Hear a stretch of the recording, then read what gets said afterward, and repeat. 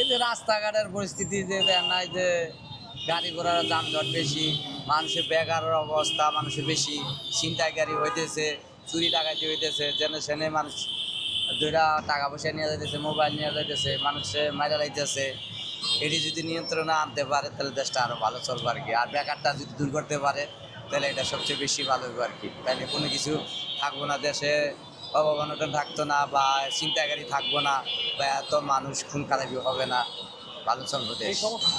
মানে তো কারাই তো আস্থা করতে পারি না, মানে তো বর্তমানে তো যদি তারেক রহমান যদি আসে তাহলে যদি দেশটা একটু নিয়ন্ত্রণ হয়তো আবার আনতে পারে, সম্ভবত নিয়ন্ত্রণ আসতে পারে বা ভালো হবে, এমন একটু আশা করা যায়।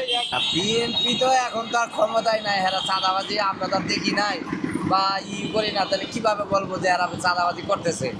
এত দল ক্ষমতায় নেই, কোনো দলই এখন ক্ষমতায় নাই, মানে তো অস্থায়ী একটা ক্ষমতা না, ঠিক না? এটা তো অস্থায়ী একটা সরকার।